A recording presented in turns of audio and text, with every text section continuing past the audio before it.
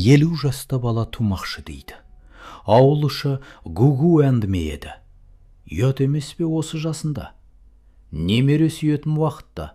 Масқарай. Көшенің арғы басынан екі әйел күліп өтіп бара жатты. Ал сол сөздердің бәрерін керез алдында үнсіз тұрған Гүлсара естіп тұр еді. Көзіне жас толды. Бірақ ол жыламады. Соңғы 25 жылда жылай-жылай көз жасы да таусылғандай. Гүлсараның жасы 50-ге келген, шашына ақ кірген, бірақ жүрегінде бір ғана арман өлмей қалған еді. Ана болсам.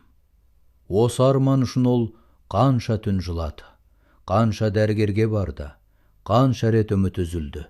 Бірақ тағдыр оған бала сыйламады. Күйеу Асқар, екеуі алғаш үйленгенде қандай бақытты еді. Үйіміз балалардың күлкісіне толсын дейтін Асқар күліп, ал Гүлсара әр түн сайын болашақ сәбиінің атын ойлап ұйықтайтын. Бірақ жылдар өте берді. 1 жыл, 5 жыл, 10 жыл бала болмады. Ауыл адамдары бастапқыда жұбататын, кейін аяй бастады. Соңында күлетін болды. Құрсақ көтермейтін әйел. Осы сөз Гүлсараның жүрегін талай тілгілеген. Бір күн Асқардың туыстары оған екінші әйел алуды ұсынды. Ұрпақсыз қаласын. Бірақ Асқар бәріне қарсы шықты. Маған Гүлсарадан басқа ешкім керек емес деді. Сол күні Гүлсара күйеуінің ығына жылап тұрып, бір күні саған бала сыйлаймын деген еді. Бірақ арада 30 жыл өтті. Енді міне 50 жасында. Дәрігердің бір ауыз сөзі оның бүкіл өмірін өзгертіп жіберді. Сіз жүкті екенсіз. Гүлсара алғашында сенбей қалды. Не? Дәрігер жымиып қайта айтты. Иә, сіз ана боласыз. Сол сәтте әйелдің жүрегі тоқтап қалғандай болды. Гүлсара дәрігердің кабинетінде үнсіз қатып қалды. Құлағына ештеңе естілмей кеткендей. Бұл рас па? Деді әрең сыбырлап. Дәрігер күлімсіреп басын изеді. Иә, бірақ жасыңызға байланысты өте сақ болу керек. Гүлсара көз жасын ұстай алмады. Қолмен аузын жауып жылап жіберді. Ол осы сөзді өмір бойы күтті. Сіз ана боласыз. Сол сәтте оның көз алдынан бүкіл өмір өтті. Балалы әйелдерге қызыға қараған күндері, жалғыз отырып жылаған түндері, бесіктің бос тұрған бұрышы, бәрі есіне түсті. Үйге қайтар жолда оның аяғы жер баспай келе жатқандай еді. Жүрегі алып ұшып барады. Асқарға қалай айтам? Үйге кіргенде күйеуі аулада ағаш жарып жүр екен, шашына ақ түсіп кеткен. Бірақ Гүлсара үшін ол баяғыдай ем сенімді адам еді. Келдің бе? Деді Асқар күлімдеп. Гүлсара үнсіз қарап тұрып қалды. Көзінен жасы ағып кетті. Асқар шошып кетті. Не болды? Дәрігер не деді? Гүлсара ернін әрең қимылдатты. Асқар. Даусы дірілдеп шықты. Біз атана боламыз. Балта Асқардың қолынан түсіп кетті. Не? Мен жүкті екенмін. Бір сәтке уақыт тоқтап қалғандай болды. Асқар үнсіз әйеліне қарап тұрды. Көздері жасаурап кеткен. Рас айтасың ба? Гүлсара жылап тұрып басын изеді. Сол сәтте Асқар әйелін құшақтап алды. Екеуі аулада тұрып ұзақ жылады. Бұл мұңның емес, жарты ғасыр күткен бақыттың жасы еді. Бірақ олардың бақытына бәрі қуана қойған жоқ. Келесі күн ақ ауылға әңгіме тарады. 50 жаста бала табады екен. Ұят-ай. Немересімен қатар бала өсірмек пе? Көрші әйелдер сыртынан күліп жүрді. Ал Гүлсара кешке терезе алдында үнсіз отырды. Қолын ішіне қойып, сол сәтте ол ішіндегі кішкентай жүрек үшін бәріне төзуге дайын екенін сезді. Арада бірнеше күн өтті. Гүлсараның жүкті екенін бүкіл ауыл естіп үлгерді. Дүкенге барса да, көшеге шықса да, артынан сыбыр естіледі. Елуінде есі ауысқан ба? Осынша жасында Бала көтеріп не қылады? Бірдеңе болып қалса ше? Кейбірі тіпті бетіне айтып күлетін болды. Сол күні Гүлсара дүкеннен қайтып келе жатқан. Қолында кішкентай пакет. Қарсы алдынан ауылдың сөзшең әйелі Күләйша шыға келді. «Ей, Гүлсара», деді ол, мырс етіп. «Распана әңгіме?» Гүлсара үнсіз қалды. Осы жасында бала тумақсың ба? Ұят емес пе? Жандағы әйелдер күліп жіберді. Гүлсараның жүрегі шімете қалды. Бірақ бұл жолы ол жыламады. Қолын жайлап ішіне қойды да, «Алла берген бақтан ұялмаймын», деді сабырмен. Әйелдер бір сәтке үнсіз қалды. Гүлсара бұрылып кете берді. Бірақ жүрегі бәрібір ауырды. Үйге келгенде Асқар бәрін бірден түсінді. «Тағы сөйлеп пе?» Гүлсара үнсіз басын изеді. Асқар ашуланып кетті. «Ауылдың аузына қақпақ бола алмайсың». Гүлсара орындыққа жайлап отырды. «Кейде қорқамын». «Неден?» «Бақытымнан айырылып қалам ба» деп. Асқар әйелінің жанына келіп отырды. «Осы күнді қанша жыл күттік. Енді ешкімнің сөзіне бола жыламайсың». Гүлсара күйеуінің ойығына басын қойды. Сол түні ол ұзақ уақыт ұйықтай алмады. Қолын ішіне қойып жатты. Кенет әлсіз ғана қимылды сезгендей болды. Гүлсара орнынан атып тұрды. «Асқар!» Күйеуі шошып оянды. «Не болды?» Гүлсара көз жасын тыя алмай жымиып тұр еді. «Қозғалды». «Не?» «Біздің баламыз қозғалды». Сол сәтте Асқар әйелінің ішіне алақанын қойды. Бірнеше секундтан кейін өзі де сезді. Кішкентай ғана тіршілік. 30 жыл күткен үміт. Асқардың көзіне жас келді. «Қызым ба екен, ұлым ба екен?» деді сыбырлап. Ал дәл сол сәтте сыртта ауыл әйелдері тағы өсек айтып отырған еді. Келесі аптада Гүлсара аудандық ауруханаға тексерілуге барды. Асқар қасынан бір елі шықпайды. Көлікте келе жатып та қайта-қайта «Шаршап тұрған жоқсың ба? Жүрегің айнымай ма?» деп алаңдап отырды. Гүлсара еріксіз күліп қояды. Осы күндерді көремін деп ешқашан ойламаған. Аурухана дәлізінде отырған кезде 2 жас келіншек сыбырласып қалды. «Ана кісі расымен жүкті ме?» «Иә, 50 жаста дейді ғой». Біреуі таңырқақ қараса, екіншісі күліп жіберді. Гүлсара бәрін естіп отырды. Жүрегі тағы ауырды.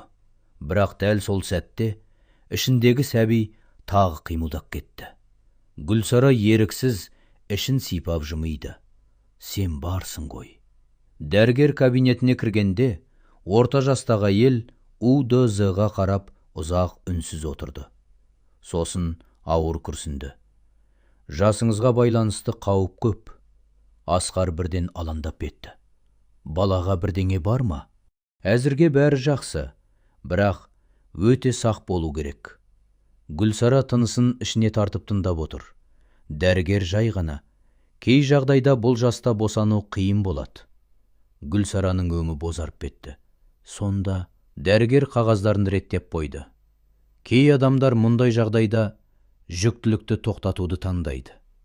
Кабинет іші тып-тыныш болып кетті. Асқар бірден орнынан қозғалды. «Жоқ». Даусы қатты шықты. «Біз бұл баланы өмір бойы күттік». Гүлсара көз жасын тыя алмады. Ол ішім құшақтап алған. «Мен баламды тастамаймын».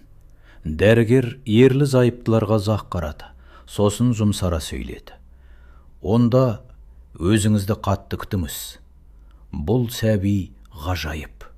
Үйге қайтар жолда Гүлсара терезеден сыртқа қарап отырды. Күн бұлтты, аспан сұрғылт. Бірақ оның жүрегінде жарық пайда болған еді. Сол сәтте ол бір нәрсені анық түсінді. Бүкіл ауыл күлсе де, бүкіл әлем қарсы болса да, ол бұл сәбиді дүниеге әкеледі. Сол күннен кейін Гүлсара бұрынғыдан да тыныш болып кетті. Таңертең ерте тұрады, намаз оқиды. Сосын терезе алдында ұзақ отырып қалады. Қолы нөмі ішінде. Бір жағынан бақыт, бір жағынан қорқыныш. Егер балама бірдеңе болып қалса ше? Осы ой түнде де маза бермейтін. Бір күні түн ортасында Гүлсара шошып оянып кетті. Демі тарылып, жүрегі қатты соғып жатыр. Асқар бірден орнынан тұрды. Не болды? Гүлсара жылап жіберді. Қорқамын. Неден жаным? Баламды жоғалтып алам ба деп. Асқар әйелін құшақтап ұзақ отырды. Біз қанша жыл күттік. Алла бізге бекер берген жоқ бұл сәбиді. Гүлсара көз жасын сүртті. Бірақ жүрегіндегі қорқыныш бәрібір кетпеді. Келесі күн ауылға тағы әңгіме тарады. Дәрігерлер де қарсы болыпты дейді. Бұл жаста босанса, өзі де өліп кетуі мүмкін. Кейбірі тіпті аяп сөйлейтін болды. Бейшара, кәрілікте қайғы тауып алды. Бірақ ең ауыры Асқардың әпкесінің сөзі болды. Сол күні ол үйге келді. Асқар, сен де ойланбайсың ба, деді шай үстінде. Ертең бірдеңе болса ше? Гүлсара үнсіз отыр. Бұл жас бала, туатын жас па? Асқар ашуланып кетті. Болды енді. Мен шындықты айтып отырмын. Гүлсара көзін төмен түсіріп отырды. Жүрегі тағы жараланғандай, бірақ кенет ішіндегі сәби қимылдап кетті. Ол еріксіз жымиып қолын ішіне қойды. Сол сәтте бәрі тоқтап қалғандай болды. Ол тірі, деді сыбырлап. Менің балам тірі. Асқар әйелінің қолынан ұстады. Біз бәріне төземіз. Ал дәл сол сәтте сыртта қар жауа бастап еді. Жаңа өмірдің белгісіндей ақырын ғана қыс ерте түсті сол жылы. Ауыл аппақ қарға оранды. Терезе сыртында боран ұлып тұр. Ал Гүлсара пештің жанында үнсіз шұлық тоқып отыр еді. Кішкентай ғана ақ шұлық. Өмірінде бірінші рет сәбиіне арнап бір нәрсе тоқуы. Ол әр ілмек сайын жылап та, күліп те қояды. Асқар есіктен кіріп келіп, әйеліне ұзақ қарап тұрды. Не тоқып отырсың, деді күлімдеп. Гүлсара ұялып қалғандай шұлығын жасыра берді. Білмеймін, кішкентай болып кетіпті. Асқар шұлықты қолына алып қарап шықты. Көзінен еріксіз жас жылт етті. Қандай кішкентай. Екеуі үнсіз күліп қалды. Сол сәтте Гүлсараның жүрегі жылып кетті. Осы күнді көремін деп қанша жыл армандады. Бірақ дәл сол кеште күтпеген жағдай болды. Гүлсара ас үйде жүргенде кенет басы айналып кетті. Қолы қалтырап, қабырғаға сүйеніп қалды. Асқар. Даусы әлсіз шықты. Асқар жүгіріп келді. Не болды? Гүлсараның өңі қашып кеткен еді. Ішім. Кенет қатты ауырсыну басталды. Асқардың жүрегі зу ете қалды. Қазір ауруханаға барамыз. Сыртта боран күшейіп кеткен. Жол көрінбейді. Асқар көршісінің көлігін сұрап жүгірді. Ал Гүлсара үй ішінде жалғыз қалды. Ол ішін ұстап диванға баяу отырды. Көзінен жас ағып жатыр. Балам, кек аман болшы. Сол сәтте ішіндегі сәби әлсіз ғана қимылдады. Гүлсара көзін жұмып жылап жіберді. Мен сені күтіп шаршадым, құлыным. Енді мені тастап кетпе. Боран сыртта күшейіп бара жатты. Ал үй ішінде бір ананың жүрегі үміт пен қорқыныстың арасында арпалысып жатқан еді. Сырттағы боран күшейіп барады. Керезені қар ұрып жатыр. Жол мүлде көрінбейді. Асқар көлікті әрең тауып келді. Үсті басы аппақ қар. Гемі үзіліп шықты. Гүлсара, дайынсың ба? Үйге кіргенде жүрегі тоқтап қала жаздады. Гүлсара диванның шетінде бүктетіліп отыр екен. Жүзі аппақ. Жаным. Асқар жүгіріп барып, әйелін құшақтап алды. Балама бірдеңе болып қалмай ма? Деді Гүлсара көз жасымен. Ештеңе болмайды. Бірақ Асқардың өзінің де даусы қалтырап тұр еді. Екеуі боранды түнде аудан орталығына қарай шықты. Көлік қарға батып, әрең жүріп келеді. Жол қараңғы, айнала аппақ боран. Ал Гүлсара көзін жұмып, ішін құшақтап отыр. Құлыным, тек шыдаш. Кенет іші тағы қатты шаншып кетті. Асқар. Асқардың жүрегі аузына тығылды. Аз қалды. Жетеміз қазір. Бірақ дәл сол сәтте көлік тоқтап қалды. Жоқ. Жоқ, деді Асқар абыржып. Қарға батып қалған екен. Сыртта боран ұлып тұр. Асқар көліктен атық шығып, дөңгелекті қазып әлек болды. Қолы мұздақ кеткен, бірақ тоқтар емес. Ал көлік ішінде Гүлсара көз жасына ерік берді. Сол сәтте ішіндегі сәби тағы қозғалды. Әлсіз ғана, бірақ тірі. Гүлсара жылап тұрып, күлімсіреп жіберді. Асқар, ол тірі. Асқар көлік есігін ашып, ішке қарады. Көзінен жас ағып кеткен. Біздің баламыз мықты. Сол кезде алыстан бір жарық көрінді. Боран арасынан үлкен жүк көлігі жақындап келе жатыр еді. Боран арасынан көрінген жарық біртіндеп жақындай берді. Асқар жолдың ортасына шығып, қолын бұлғады. Тоқтаңыз, көмектесіңіз. Үлкен жүк көлігі сықырлап келіп тоқтады. Ішінен жасы елулер шамасындағы ер адам түсті. Не болды? Асқар демідіп сөйлеп тұр. Әйелім, жүкті, ауруханаға жете алмай қалдық. Ер адам бірден жағдайды түсінді. Әйелді көлікке отырғызыңдар. Кез. Гүлсараны әрең көтеріп, жүк көлігіне отырғызды. Боран күшейіп барады. Жолды әрең көруге болады. Гүлсара көзін жұмып отыр. Жүзі аппақ. Асқар оның қолын жібермей келеді. Жаным, аз қалды. Гүлсара әлсіз ғана күлімсіреді. Асқар, иә, егер маған бірдеңе болса, тоқтат. Ондай сөз айтпа. Даусы қатты шығып кетті. Көзінен жас ағып тұр еді. Біз баламызды бірге өсіреміз. Естідің бе? Гүлсара үнсіз жылады. Осы сәтті қанша күтті. Енді қорқыныш жанын жеп барады. Бір кезде жүргізуші артына қарап, ауруханаға жеттік деді. Асқардың жүрегі орнына түскендей болды. Дәрігерлер Гүлсараны бірден ішке алып кетті. Асқар дәлізде жалғыз қалды. Сыртта боран әлі тоқтамаған. Ал оның жүрегінде бір ғана тілек. Алла, екеуін де аман сақташ. Сағаттар өте берді. Әр минут Асқарға бір жылдай сезілді. Кенет босану бөлмесінен нәрестенің дауысы естілді. Шыр еткен кішкентай үн. Асқар орнынан атып тұрды. Көзінен жас парлап кетті. Дәл сол сәтте дәрігер есіктен шығып күлімсіреді. Құттықтаймын. Асқардың жүрегі тоқтап қалғандай болды. Қызыңыз дүниеге келді. Сол сәтте ол тізерлеп отырып жылап жіберді. Асқар тізерлеп отырып жылап жіберді. 50 жасқа келгенше ішінде қатқан бүкіл мұңы сол сәтте еріп кеткендей. Қызым, менің қызым бар. Көз жасын тыялар емес. Дәрігер күлімдеп тұр. Анасы да аман. Бірақ әлсіз. Асқар бірден орнынан тұрды. Көруге бола ма? 1 минуттан кейін кіресіз. Сол 1 минут Асқарға мәңгілік сияқты көрінді. Ақыры палата есік ашылды.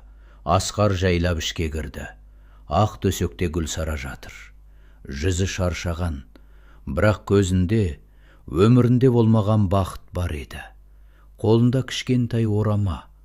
Асқар жақындаған сайын жүрегі дүрсілдеп барады. Асқар, деді Гүлсара әлсіз күлімсіреп. Жаным. Асқар әйелінің маңдайынан сүйді. Көз жасы тамып кетті.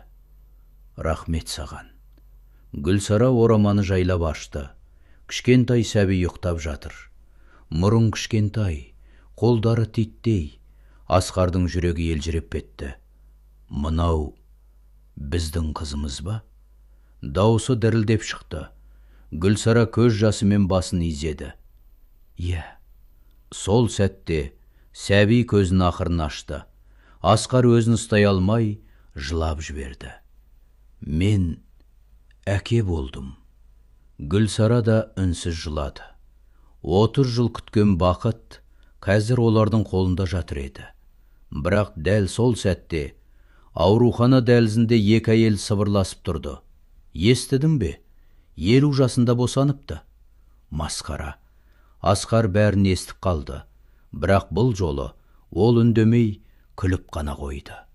Өйткені қазір оған ешкімнің сөзі маңызды емес еді. Қолында өмір бойы армандаған қызы жатыр. Бір аптадан кейін Гүлсара қызымен бірге үйге оралды. Ауылдың үстін ақ қар басып жатыр. Аспан ашық. Асқар кішкентай қызын құшағына қысып үйге кіргізді. Ал Гүлсара табалдырықтан аттағанда көзіне жас келді. Осы үйге қанша жыл үнсіз кіріп жүрді. Қанша түн жылап шықты. Бүгін сол үйге сәби даусын алып келді. Кішкентай бесік бұрышта дайын тұр екен. Асқар оны туғанша ешкімге білдірмей жасап қойған. Гүлсара бесікті көріп жылап жіберді. Асқар, не болды? Мен осы күнді көрем деп ойламадым. Асқар әйелін құшақтап алды. Мен де. Кешке қарай ауыл адамдары келе бастады. Бірі шын қуанып келсе, бірі қызық көруге келді. Қызды болды дейді ғой. Көрейікші. Күлейша да келді. Бұрын сыртынан күлетін сол әйел. Ол бесіктеді сәбиге ұзақ қарап тұрды. Қыз сондай әдемі еді, ұйықтап жатыр. Кішкентай ерні жыбырлап қояды. Күлейша еріксіз жұмсарып кетті. Аты кім болады? Деді ақырын. Гүлсара сәбиіне қарап күлімсіреді. Үміт. Үй іші бір сәтке тып-тыныш болып қалды. Неге үміт? Деді бір әйел. Гүлсара көз жасын сүртті. Өйткені ол біздің үзілмеген үмітіміз. Сол сәтте Асқар қызын қолын алды. Бүкіл ауыл күнседі, біз сені өмір бойы күттік қызым. Кей әйелдердің көзіне жас келді, ал Күлейша үнсіз төмен қарады. Өйткені кеше ғана күліп жүрген өз еді. Түнде бәрі кеткен соң үй іші тынышталып қалды. Кек бесіктегі кішкентай үміттің демі естіледі. Гүлсара бесік жанында ұзақ отырды. Сосын ақырын ғана сыбырлады. Қызым, сен мені қайта тірілттің. Үйдің іші енді мүлде өзгеріп кеткен еді. Бұрын үнсіздік басып тұратын бөлмелерден енді сәби дауыс естіледі. Кішкентай үміт түнде жиі жылайтын. Гүлсара кейде таңға дейін ұйықтамай шығады. Бірақ бір ретте шаршадым демейтін. Өйткені бұл жылау ол үшін ең тәтті дауыс еді. Сол түні үміт қатты мазасызданды.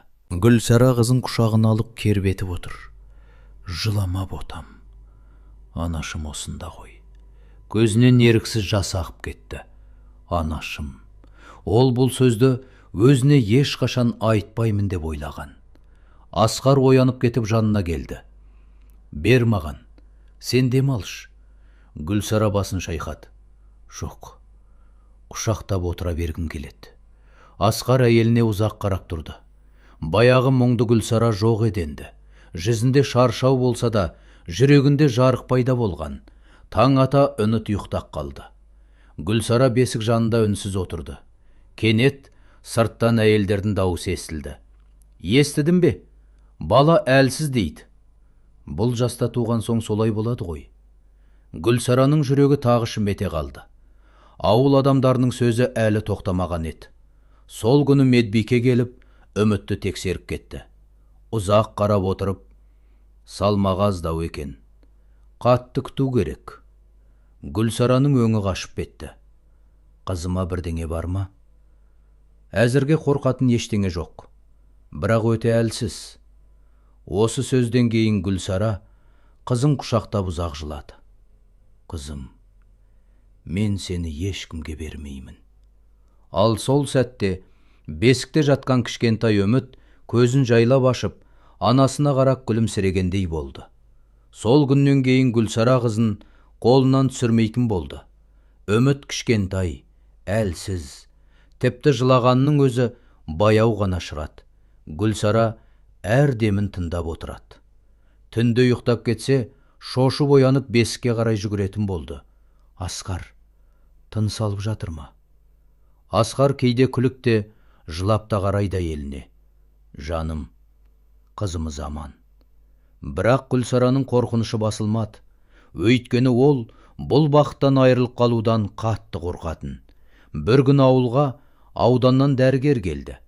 Үмітті тексеріп отырып, ұзақ үнсіз қалды. Гүлсараның жүрегі зу ете түсті. Дәрігер, бірдеңе дұрыс емес пе? Дәрігер ақырын ғана: бала өте әлсіз туған. Қатты күтім керек. Гүлсара қызын бауырына қыса түсті. Ол аман бола ма? Дәрігер жұмсақ дауыспен: ана мейірімі бар жерде бала мықты болады. Осы сөзден кейін Гүлсара көз жасын тыя алмады. Сол түні ол үмітті құшағына алып, терезе алдында ұзақ отырды. Сыртта ай жарық, ауыл тып-тыныш. Қызым, сен менің өмір бойы күткен бақытымсың. Мен сені ешкімге бермеймін. Кенет үміт кішкентай қолымен анасының саусағынан ұстап алды. Гүлсараның жүрегі елжіреп кетті. Асқар, қараш. Асқар жүгіріп келді. Кішкентай сәби анасының саусағын қатты ұстап жатыр еді. Асқар күлімдеп жылап жіберді. Ол өмірге жабысып тұр. Гүлсара сәбиінің маңдайынан сүйді. Иә, өйткені ол біздің үмітіміз. Көктем келе бастады. Қар еріп, ауыл іші лайсаңға айналған. Ал Гүлсараның үйінде мүлде басқа көктем орнаған еді. Үміт те күннен күнге ширай бастады. Бұрын әлсіз ғана жылайтын сәби енді күліп, былдырлайтын болды. Гүлсара күні бойы қызынан көз алмайды. Асқар, қараш, күліп жатыр. Асқар жұмыстан шаршап келсе де, қызының қасына бірден отыра кетеді. Әкесінің еркесі ғой бұл. Үй іші енді бала күлкісіне толы. Бір кезде үнсіз тұрған қабырғалар тіріліп кеткендей. Сол күні Гүлсара аулада кір жайып жүрген. Үміт бесікте жатыр. Кенет іштен әлсіз дауыс естілді. Ма. Гүлсара қатып қалды. Қолындағы киімі жерге түсіп кетті. Ол үйге қарай жүгірді. Бесікте жатқан Үміт анасына қарап күлімсіреп отыр екен. Ма. Гүлсара көз жасын тыя алмай қалды. Асқар. Асқар жүгіріп кірді. Не болды? Гүлсара сөйлей алмай жылап тұр. Ол маған мама деді. Асқар да үнсіз қалып кетті. Кішкентай Үміт тағы күлімдеп: Ма. Сол сәтте Гүлсара бесік алдына тізерлеп отырып жылап жіберді. 50 жыл өмірінде естімеген ең қымбат сөз еді бұл. Мама. Ол қызын құшағына қысып: Қызым, мен осы сөзді есту үшін өмір сүрген екенмін. Асқар көз жасын білдірмей сыртқа шығып кетті. Өйткені ол да жылап тұрған еді. Ал сыртта баяғы күлген көршілердің бірі терезеден бәрін көріп тұрды. Көзіне еріксіз жас келді.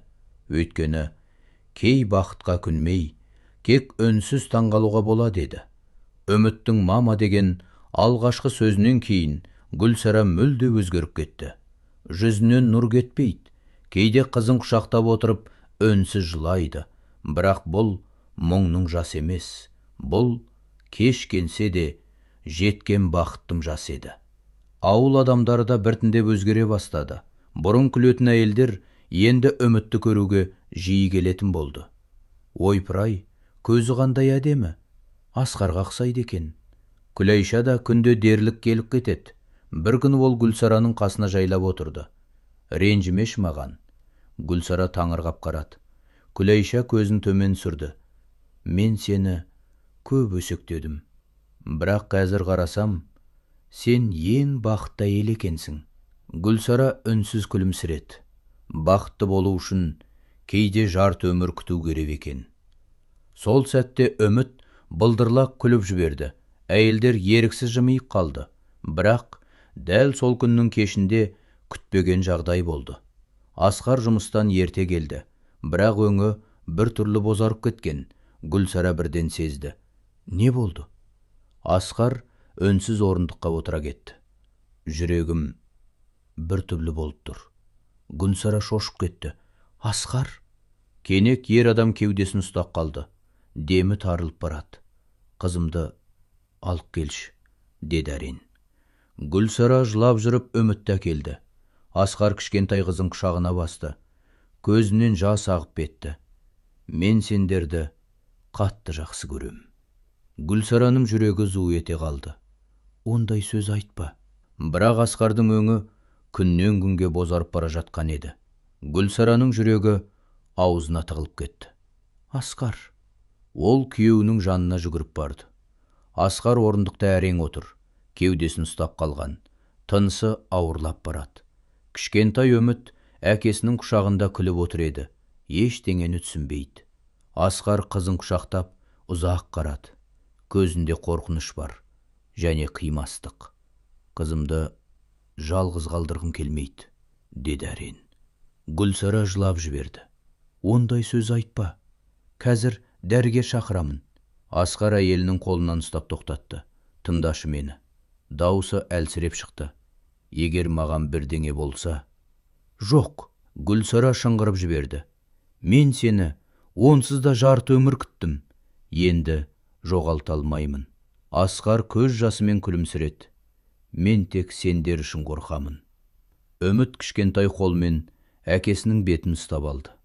Әке, екеуі де қатып қалды. Гүлсара көзін жауып жылады. Үміттің алғаш рет әке деген еді бұл. Асқардың көзінен жап парлап кетті. Қызым, тағы айтшы. Әке, сол сәтте Асқар қызын құшақтап жылады.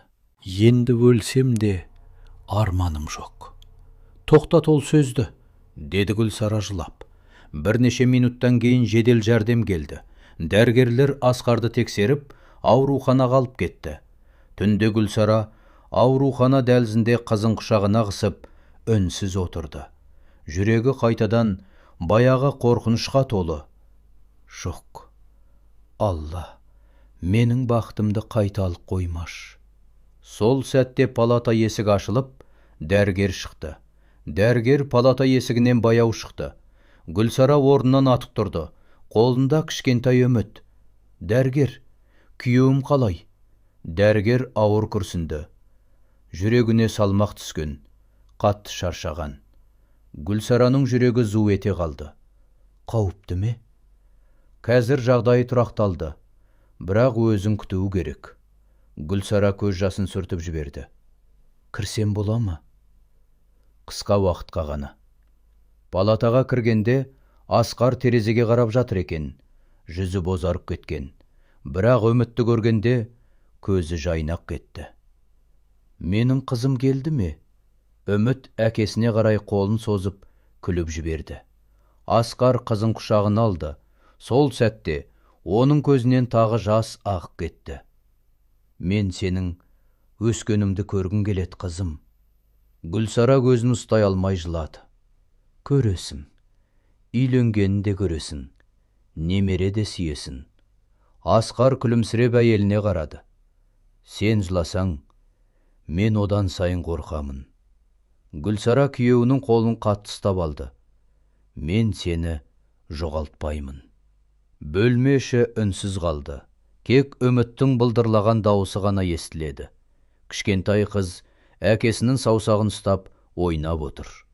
Асқар қызын ұзақ қарап жатты. Білесің бе, Гүлсара? Не? Мен кейде қорқатынмын. Қартайғанда туған бала бізсіз ерте қалады ма деп. Гүлсара көз жасын сүртті. Жоқ, біз қызымыз үшін ұзақ өмір сүреміз. Сол сәтте Үміт кенет қатты күліп жіберді. Екеуі де еріксіз күліп қалды. Көптен бері бұл палатада дәл мұндай жылы күлкі естілмеген еді. Бірақ дәл сол түні Асқар ұйықтай алмай шықты. Терезеден сыртқа қарап ұзақ отырды. Жүрегінде бір ғана қорқыныш бар еді. Мен қызымды жеткізіп үлгерем бе? Ауруханадан шыққаннан кейін Асқар бұрынғыдай емес еді. Көп үндемейтін болды. Кейде аулада ұзақ отырып қалады. Көзі үнемі Үмітте. Қызының әр күлкісін, әр қадамын жаттап алғысы келетіндей. Бір күні кешке Үміт аулада тәй-тәй басып жүрді. Әке, әке деп күліп келеді. Асқар екі қолын жайып, кел менің қызым. Үміт сүріне қашабына жүгіріп келіп, әкесіне құлады. Асқар қызын құшағына алып, ұзақ иіскеді. Көзінен жас шығып кетті. Гүлсара бәрін үнсіз бақылап тұр. Жүрегі бір түрлі мазасыз. Соңғы кезде Асқар тез шаршап қалатын болды. Бірақ білдіргісі келмейді. Түнде Гүлсара оянып кетсе, күйеуі терезе алдында отыр екен. Неге ұйықтамайсың? Асқар жымиған болды. Ойланып отырмын. Нені? Асқар біраз үнсіз қалды. Үміттің болашағын. Гүлсараның жүрегі шым ете түсті. Біз бірге өсіреміз қызымызды. Асқар әйеліне қарады. Егер мен болмай қалсам, қойшы сол сөзді. Гүлсара жылап жіберді. Асқар орнынан тұрып, әйелін құшақтады. Кешір. Мен тек қорқамын. Мен де қорқамын. Үй іші үнсіз қалды. Сол сәтте кішкентай Үміт ұйқысынан оянып бөлмеден шықты. Қолында ойыншық аю бар. Мама, әке. Асқар қызын көтеріп алды. Сен бізді ұзағы өмір сүргізесің, қызым. Үміт күліп, әкесінің бетінен сүйді. Сол сәтте Асқар көзін жұмып қалды. Жүрегі тағы шаншып өтті. Бірақ ол ештеңе білдірмеді. Кек ішінен ғана, Алла, кек қызымның есінде қалатындай уақыт берші деп дұға етті. Күндер өте берді. Үміт те өсіп келеді. Тілі шығып, үйдің ішін күлкіге толтыратын болды. Бірақ Асқардың денсаулығы қайта сыр бере бастады. Кейде жүрегі қысып, демі тарылып кетеді. Сонда да ешкімге білдірмей жұмысқа шығып кетеді. Өйткені ол бір нәрседен қатты қорқатын. Қызым әкесіз өсіп қала ма? Сол күні кешке Асқар үйге кеш келді.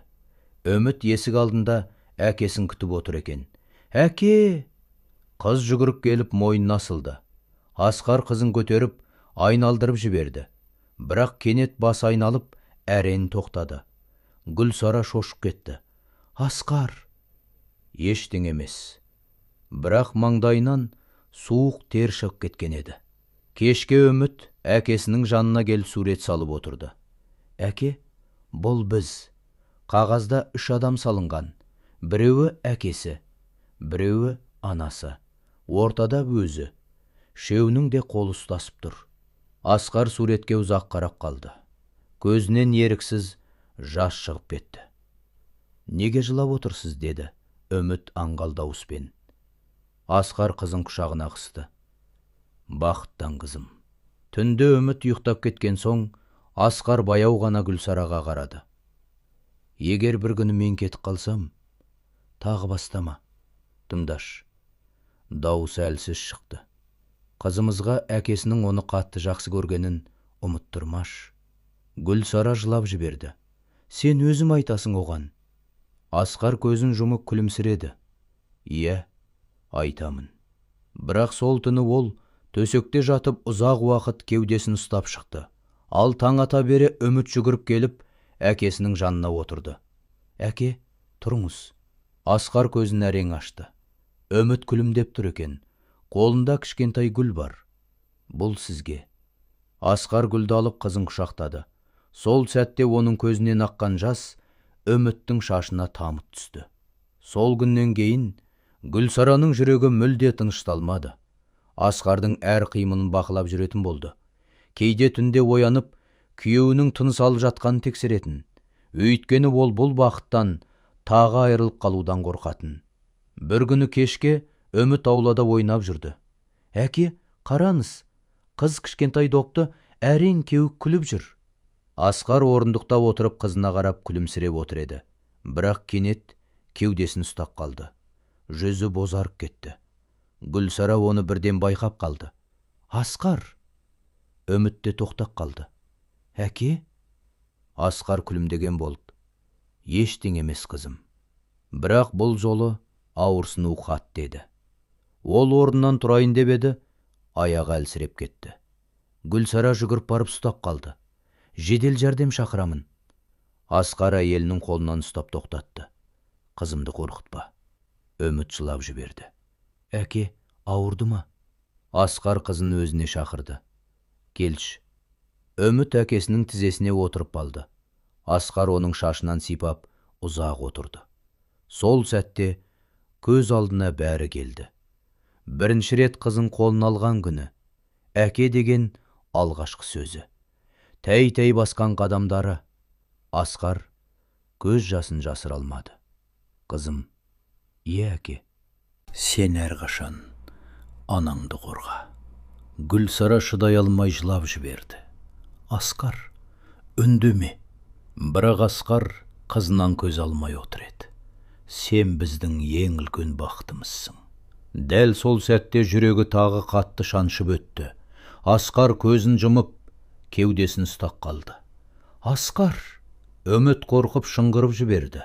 Ал сыртта күн күркіреп, жаңбыр құйып тұрған еді. Асқар! Гүлсараның жан дауысы шығып кетті.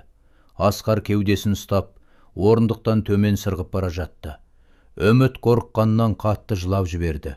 Әке! Жаңбыр сыртта шелектеп құйып тұр. Күн күркіреп жатыр. Ал бұл үйдің ішінде бір отбасының бақыты қыл үстінде тұрғандай еді. Гүлсара дірілдеген қолымен жедел жәрдем шақырды. Тез келіңіздерші, күйеуім, жүрегі.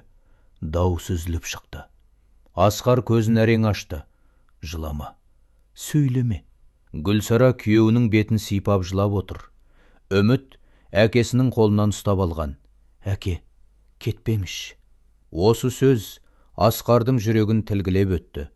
Ол қызын құшағына тартуға тырысты. Мен сендерді қатты жақсы көремін. Көзінен жас ағып кетті. Бірнеше минуттан кейін жедел жәрдем келді. Дәрігерлер Асқарды зембілге жатқызып жатқанда, Үміт әкесінің қолынан жібермей қойды. Әкемді алып кетпеңіздерші. Гүлсара қызын құшақтап, өзі де жылап тұр. Ауруханаға жеткен соң, Асқарды бірден жансақтау бөліміне алып кетті. Дәлізде Гүлсара мен Үміт қана қалды. Үміт көз жасын сүртіп, мама, әкем өліп кетпей ме? Гүлсараның жүрегі қақ айырылды. Қызын құшақтап, жоқ қызым, әкең бізді тастамайды. Бірақ өз дауысының өзінде қорқыныш бар еді. Түн ортасына қарай дәрігер шықты. Жүзі ауыр. Гүлсара орнынан атып тұрды. Дәрігер? Дәрігер терең күрсінді. Жағдайы өте ауыр. Гүлсараның аяғы дірілдеп кетті. Жоқ. Жүрегі қатты әлсіреген. Үміт анасының қолын қатты қысып алды. Мама. Гүлсара көз жасына ерік берді. Сол сәтте жансақтау бөлмесінен аппараттың ұзақ, ащы дыбысы естілді. Жансақтау бөлмесінен шыққан ұзақ дыбыс Гүлсараның жүрегін тіліп өтті. Жоқ. Ол есікке қарай жүгірді. Бірақ медбике тоқтатып қалды. Болмайды. Үміт қорыққаннан жылап жіберді. Мама, әкеме не болды? Гүлсараның аяғы әлсіреп кетті. Қабырғаға сүйеніп тұра алмады. Көз алдында бәрі қарауытып бара жатқандай. Бірнеше минуттан кейін дәрігер сыртқа шықты. Жүзі ауыр. Гүлсара оның көзіне қарап, бәрін түсінгендей болды. Кешіріңіз. Біз қолдан келгеннің бәрін жасадық. Сол сәтте Гүлсараның жан даусы шығып кетті. Жоқ! Аурухана дәлізіне оның жылаған даусы тарады. Үміт те анасымен бірге жылап тұр. Әке! Гүлсара жерге отырып қалды. Жүрегі дәл қазір тоқтап қалғандай еді. Ол Асқарсыз өмірді елестете алмады. 30 жыл жанында болған адам, бар мұңын бірге көтерген адам, бала үшін бірге жылаған адам. Енді жоқ. Бір кезде дәрігер жай ғана, соңғы рет кіріп қоштаса аласыздар. Гүлсара әрең орнынан тұрды.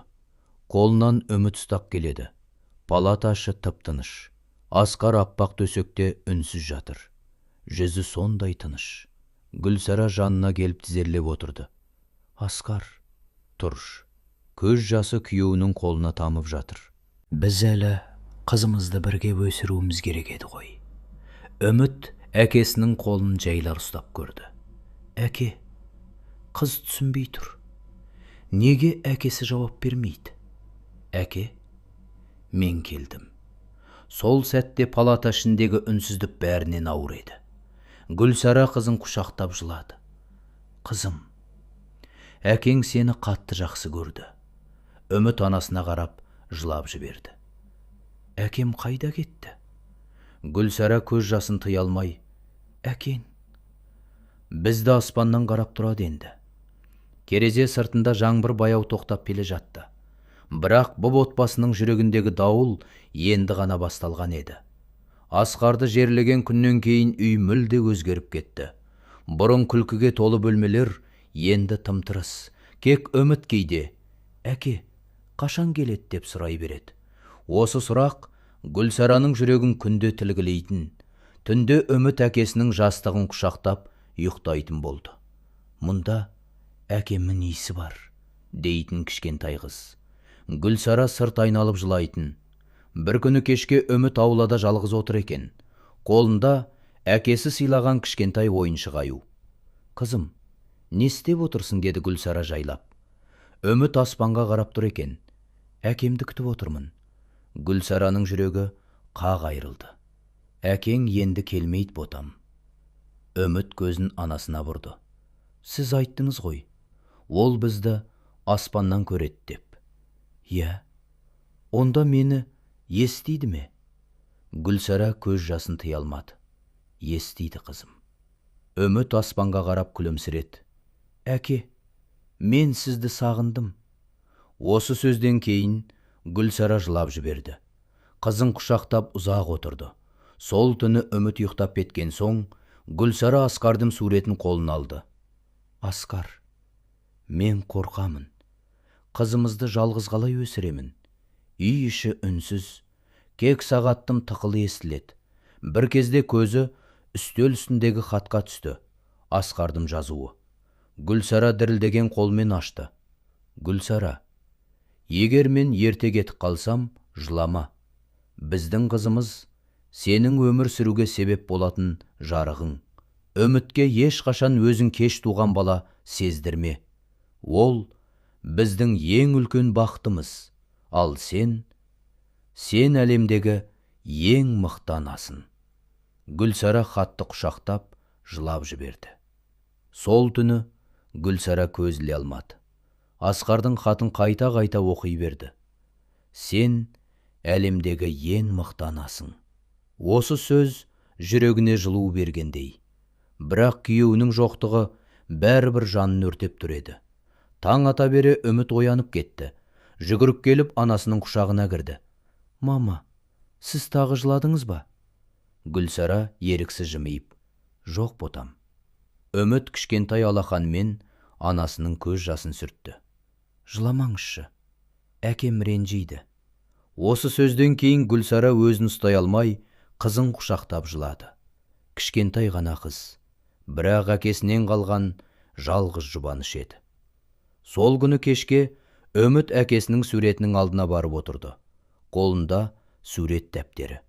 Мама, қараңызшы, қағазда тағы үшеуі салынған. Әкесі, анасы, өзі. Кек бұл жолы әкесінің үстінде үлкен қанат бар еді. Гүлсараның жүрегі шым ете қалды. Неге әкеге қанат салдың, қызым? Үміт күлімсіреп, өйткені әкем енді періште ғой. Гүлсара көз жасын жасыра алмады. Сол түні ол Асқардың шкафын ашты. Киімдері әлі орнында, иісі де кетпеген.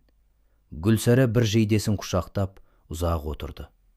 Асқар, сен бізді жалғыз қалдырдың. Көз жасы тоқтар емес. Бірақ дәл сол сәтте бөлме есігі жайлап ашылды. Үміт ұйқылы көзбен кіріп келді. Мама, не болды, ботам? Қыз анасының жанына келіп отырды. Мен өскенде сізді ешқашан жалғыз қалдырмаймын. Гүлсараның жүрегі елжіреп кетті. Ол қызың құшағына қатты қысты. Сол сәтте ол бір нәрсені анық түсінді. Асқар кеткенімен оның махаббаты осы үйде қалды. Ол үміт еді. Күндер өте берді. Асқар кеткеніне жарты жыл өтті. Бірақ Гүлсара үшін уақыт тоқтап қалғандай еді. Кек үміт қана оны өмірге қайта тартып тұрды. Таңертең қызының күлкісімен оянады. Кешке оның ертегісін айтып ұйықтатады. Кейде үміт анасының көз жасын байқап қалып, «Мама, әкемді сағындыңыз ба?» деп сұрайды. Гүлсара үнсіз басын изейді. «Мен де сағындым». Сосын кішкентай қыз анасының бетінен сүйіп, «Бірақ мен бармын ғой, Осы сөз Гүлсараның жүрегін жылтатын. Бір күні мектепте мұғалімі келді. Үміт өте ақылды қыз екен, деді күлімдеп. Әсіресе шығармалары ерекше. Гүлсара таңырқап қалды. Не жазады сонша?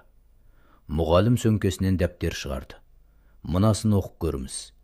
Гүлсара дәптерді ашты. Менің әкем аспанда тұрады. Бірақ ол мені күнде көреді. Мама жылағанда мен әкемнен мамама күш беруін сұраймын. Мен өскенде мамамды ешқашан жылатпаймын. Гүлсара оқи алмай тоқтап қалды. Көз жасы дәптер бетіне тамып кетті. Қызыңыз өте мейірімді болып өсіп келеді, деді мұғалім. Сол күні кешке Гүлсара аулада ұзақ отырды. Күн баяу батып барады. Қасында Үміт гүл теріп жүр. Кенет қыз жүгіріп келді. Мама, иә қызым, әкем қазір бізді көріп тұр ма? Гүлсара күлімсіреп қызын құшағына алды. Иә, әкең қазір бізбен мақтанып қарап тұр. Үміт қуанып күліп жіберді. Онда мен оған қол бұлғаймын. Кішкентай қыз аспанға қарап қол бұлғады. Сол сәтте Гүлсара көз жасын сүртіп күлімсіреді. Өйткені ол енді түсінді.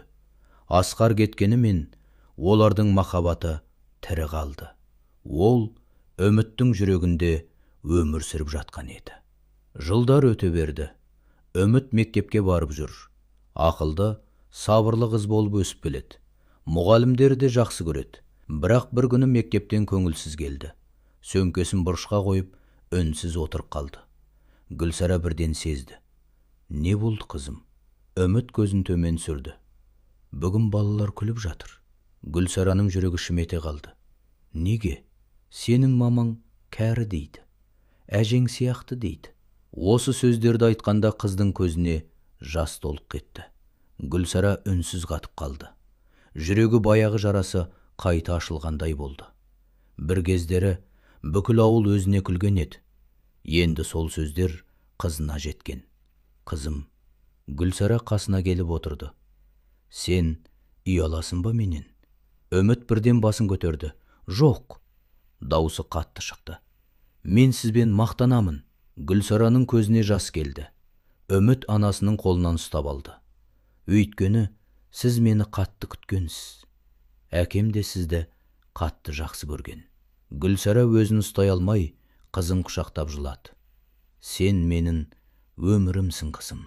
Келесі күні мектепте менің отбасым деген ашық сабақ болды. Балалар кезекпен тақтаға шығып сөйлеп жатыр. Бірі әкесін айтты, бірі анасын айтты.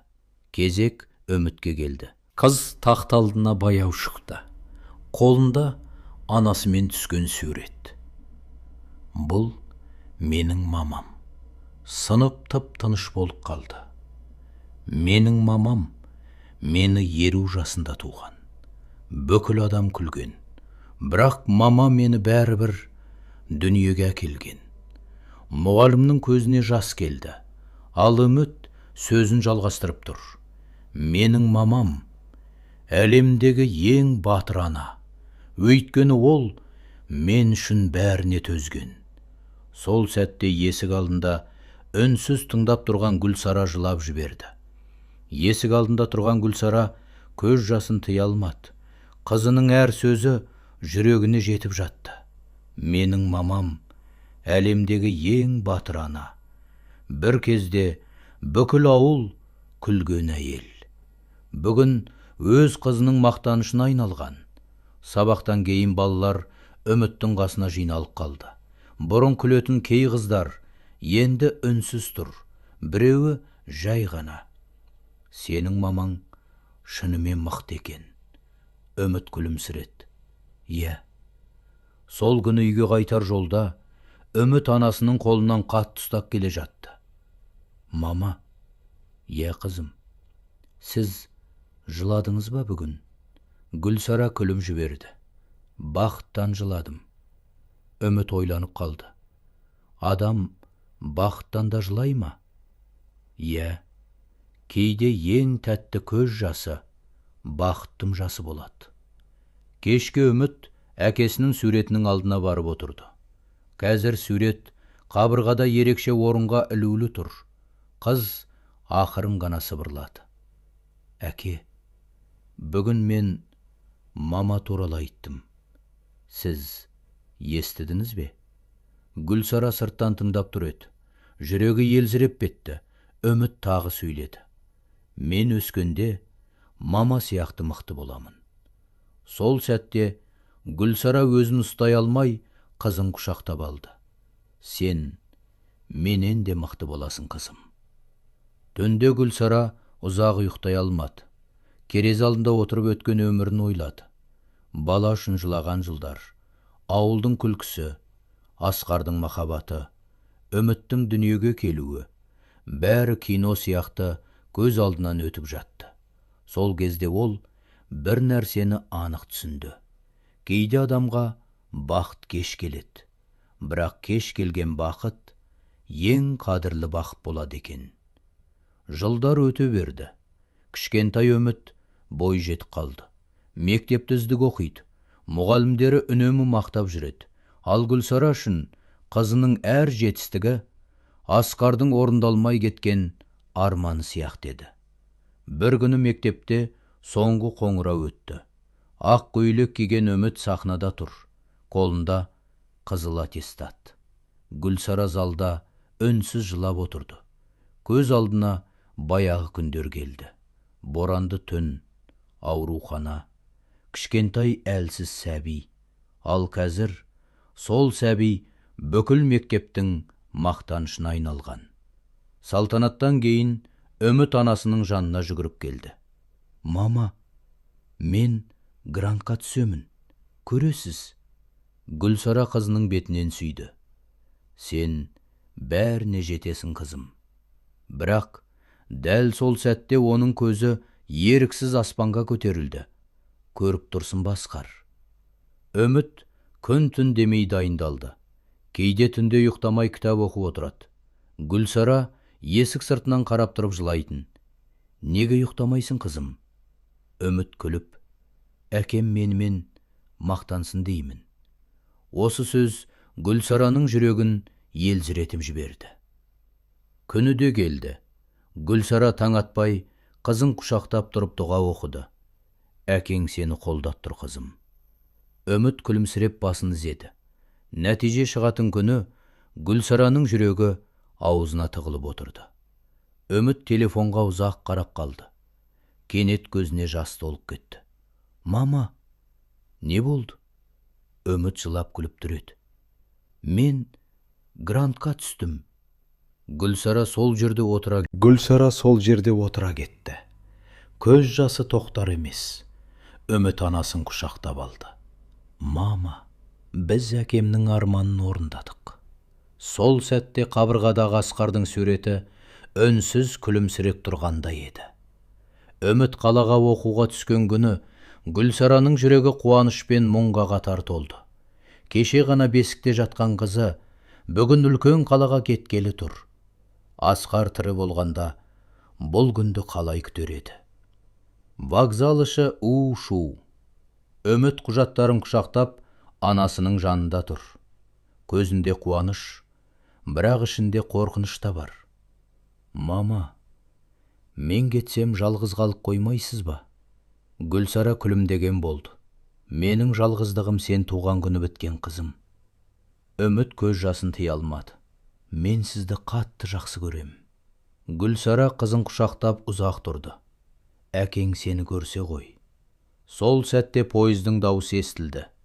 Үміт вагонға мінер, алдында кенет бұрылып, мама, иә қызым, мен оқып бітемін. Сосын сізді ең бақытты ана қыламын. Гүлсара жылап күліп басын изеді. Пойыз баяу қозғала бастады. Үміт терезеден қол бұлғап кетіп барады. Ал Гүлсара перронда жалғыз қалып, көз жасын сүртіп тұр еді. Бірақ бұл жолы ол жалғыздықтан жылаған жоқ. Бұл мақтаныштың жасы еді. Қаладағы өмір Үміт үшін оңай болмады. Жатақхана, сабақ, жұмыс. Кейде түнде шаршап отырып, әкесінің суретіне қарайтын. Телефонда Асқардың ескі суреті сақтаулы еді. Әке, мен сізді ұятқа қалдырмаймын. Бір күні университетте студенттерден, Өміріңіздегі ең үлкен батыр кім деп сұрады. Көпшілігі атақты адамдарды айтты. Ал Үміт жай ғана менің анам деді. Сосын бүкіл аудиторияға анасының оқиғасын айтып берді. 50 жасында ана болған әйел туралы. Бүкіл ауыл күлгені туралы. Әкесінің махаббаты туралы. Сабақ соңында тіпті мұғалімнің көзіне де жас келді. Ал сол сәтте ауылдағы кішкентай үйде Гүлсара қызының хабарламасын оқып, үнсіз жылап отыр еді. Мама, мен сізбен мақтанамын. Арада тағы бірнеше жыл өтті. Үміт университеттің ең үздік студенттерінің біріне айналды. Өте ақылды, сабырлы, жүрегі мейірімге толы қыз болып өсті. Мұғалімдері үнемі сенен мықты журналист шығады дейтін. Өйткені Үміт адамдардың жанын түсінетін. Қайғыны да көрді, махаббатты да сезді, жалғыздықты да білді. Сондықтан оның жазған мақалалары жұрттың жүрегіне жететін. Бір күні университетте үлкен байқау жарияланды. Тақырыбы өмірдегі ең ерекше адам. Студенттердің бәрі танымал тұлғалар туралы жазып жатты. Ал Үміт түні бойы ноутбук алдында үнсіз отырды. Сосын экранға бір ғана тақырып жазды. Бүкіл ауыл күлген әйел. Ол анасы туралы жазды. 50 жасында ана болған әйел туралы. Бүкіл ауылдың күлгені туралы. Бірақ сол әйелдің бәріне төзіп, қызын өмірге әкелгені туралы. Мақаланы жазып отырып, Үміттің көзіне жас тоқтамады. Менің анам, мен көрген ең батыр әйел. Сол сөйлемді жазғанда қолы дірілдеп кетті.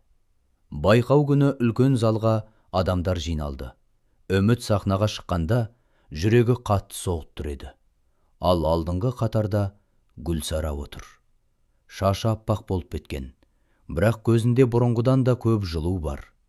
Үміт микрофонға жақындап, мен бүгін журналист ретінде емес, бір ананың қызы ретінде сөйлегім келеді. Зал тып-тыныш болып қалды. Үміт бүкіл оқиғаны айтып берді. Асқар туралы, ауылдың күлкісі туралы, кеш келген бақыт туралы. Сөзінің соңында көзіне жас алып, егер менің анам қорқып тоқтап қалғанда, мен бұл өмірде болмас едім. Гүлсара өзін ұстай алмай жылап жіберді. Ал бүкіл зал орындарынан тұрып ұзақ қол соқты. Сол сәтте Үміт көзімен анасын іздеді. Гүлсара қызына қарап жылап күліп отыр еді.